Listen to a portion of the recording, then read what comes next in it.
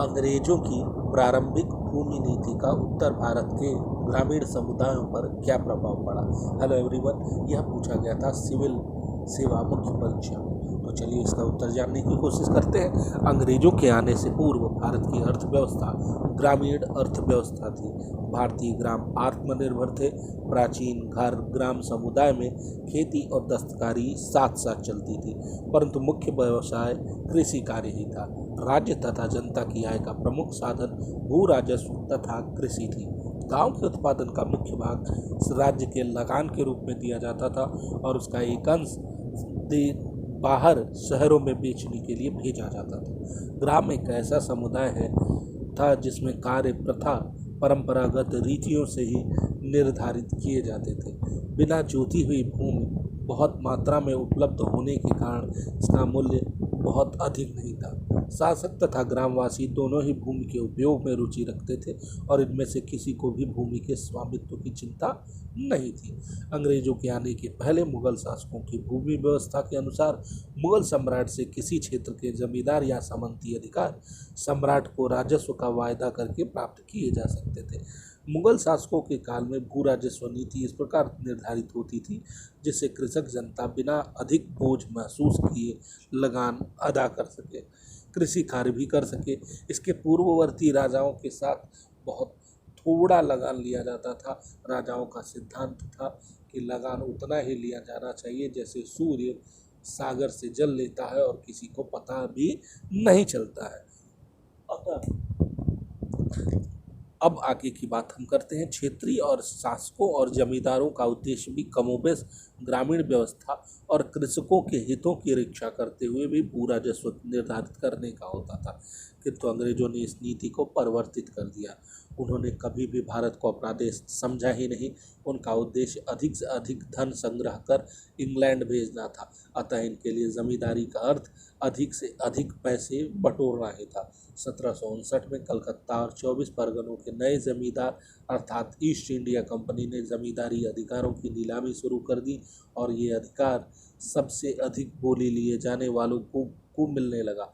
राजस्व की बोली अधिक होने के कारण वे किसानों का शोषण करने लगे और इस कारण कई किसान भूमि छोड़कर भाग गए। अब महत्वपूर्ण बात यह है कि इस तरह से एक नए जमींदार वर्ग का उदय हुआ जिसका उद्देश्य किसानों से अधिक धन बटोरना था। 1765 में उन्होंने मुगल सम्राट से बंगाल, बिहार, उड़ीसा की दीवानी प्राप्त कर ली। अब चूंकि कंपनी की मांगे असीमित थी और कम से कम समय में अधिक से अधिक धन प्राप्त करना चाहती थी, इसलिए उन्होंने इन जमींदारियों की भी नीलामी शुरू कर दी। इसके परिणाम स्वरूप ग्रामीण समुदाय पर अत्यंत घातक पड़े और 1770 में बंगाल के भीषण काल में ग्रामीणों की कमर तोड़ दी। अभी तक ये कंपनी यह राजस्व बंगाल के दीवान द्वारा ही प्राप्त करती थी। वारेन हेस्टिंग ने कलकत्ता का प्रेसिडेंसी का गवर्नर बनने के बाद ये अधिकार डिप्टी नवाब से छीन लिए और इस तरह से 1772 से भू राजस्व एकत्रित करने और उसकी अदायगी के लिए उत्तरदायित्व निश्चित करने की दिशा में परीक्षण और मूल अधिकार या सुधार की पद्धति का आरंभ किया। उसने समस्त भूमि का मालिक सरकार को मारा और जमींदारों को केवल बिचौ लिया। 1772 ईस्वी में उसने पंचवर्षीय बंदोबस्त किया जिसका अर्थ था प्रत्येक जमींदार पर मालगुजारी 5 वर्ष के लिए निश्चित की जाए और मालगुजारी वसूल करने का ठेका उस व्यक्ति को दिया जाए जो सबसे अधिक बोली दे सके। इस प्रकार पुराने जमींदार को नए जमींदारों के स्तर पर ही रखा गया ताकि भू राजस्व के रूप में अधिक से अधिक पैसा प्राप्त हो। बंगाल की अधिकतर भूमि नए लोगों को मिल गई। इसके परिणाम स्वरूप पुराने जमींदार भूमि से अलग हो गए। जमींदारों और काश्तकारों के बीच पूर्व स्थापित संबंध टूट गया।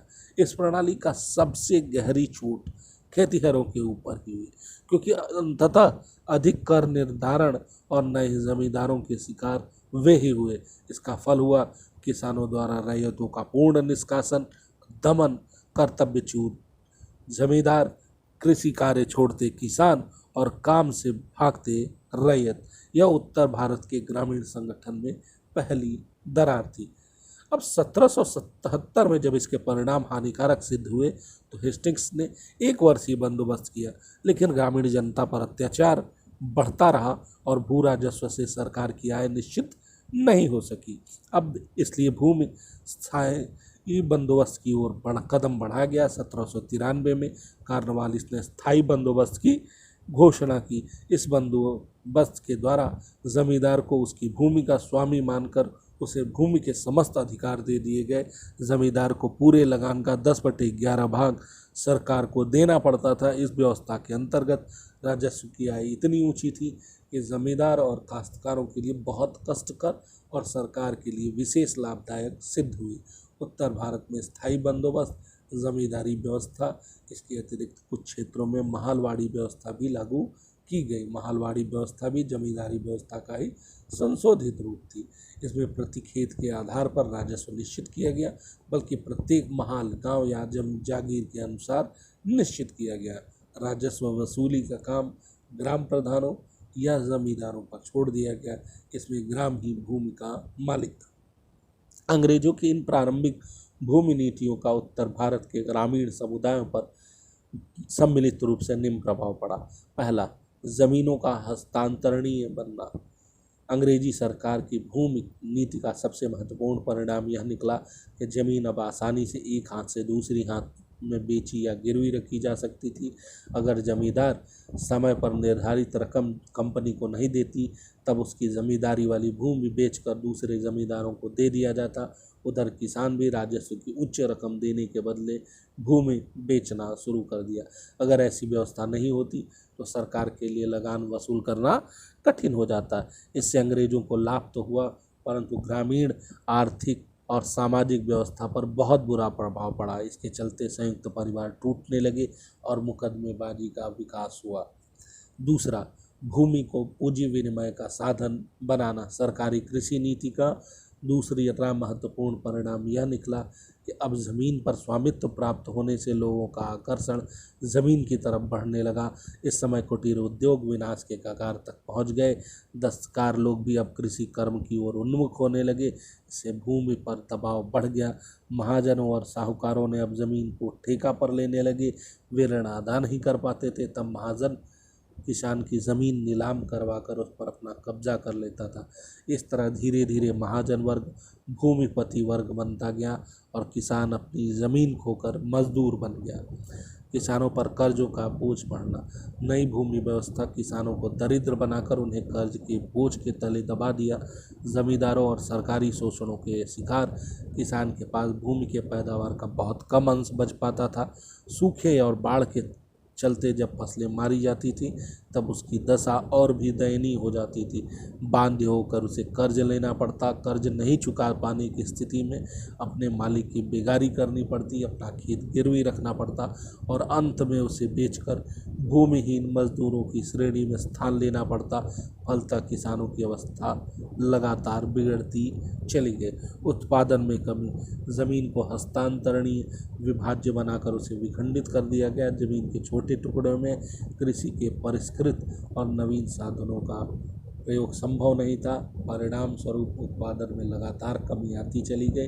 इसका दुष्परिणाम किसानों को ही भुगतना पड़ा। कृषि उत्पादनों का निर्यात। अंग्रेजी भूमि नीति के तहत सरकार को खाद्यान्नों एवं कच्चे मालों के निर्यात की सुविधा प्राप्त हुई, जिसकी इंग्लैंड में आवश्यकता थी। वस्तुतः सरकार जमींदारों के माध्यम से किसानों से वैसी फसल पैदा कराती थी जिसका निर्यात कर सरकार मुनाफा कमा सकती थी। अपने यहाँ के उद्योगों को कच्चा माल उपलब्ध करा सकती थी। रुई, पटसन, नील, अफीम, चाय इत्यादि आदि। किसान भी इसलिए उपजाने के लिए बाध्य होता था। इनसे तत्काल धन उपलब्ध हो जाता था जो लगान चुकाने के लिए आवश्यक था। भूखमरी और अकाल का बढ़ता प्रयोग। अंग्रेजी नीति कृषि के वाणिज्यीकरण को बढ़ावा दिया। वाणिज्यीकरण के फलस्वरूप खाद्यान्न की जगह नकदी फसल उत्पादन करने पर किसानों को मजबूर किया। दूसरी ओर किसान भी कृषक लगान समय पर अदा करने हेतु नकदी फसल उगाने पर ही बल देते थे। ऐसे में खाद्यान्न का अभाव हुआ, जिससे भूखमरी और अकाल की लंबी श्रृंखला शुरू हुई। इस प्रकार अंग्रेजी भू राजस्व नीति के परिणाम स्वरूप उत्तर भारत के ग्रामीण समुदाय पर बहुत बुरा प्रभाव पड़ा। समाज में जमींदार और साहूकार प्रधान हो गए, भूमिहीन श्रमिकों की संख्या बढ़ गई, कृषि का वाणिज्यीकरण हुआ, जमीन पर बोझ पड़ गया। इससे देश की तत्कालीन भूमि व्यवस्था में एक बुनियादी परिवर्तन आया। भारतीय गांव की निरंतरता टूट गई। वस्तुतः ग्रामीण समाज का पूरा ढांचा टूट गया। वीडियो देखने के लिए धन्यवाद। अगर समझ में आ रहा हो तो प्लीज़ चैनल को सब्सक्राइब करें।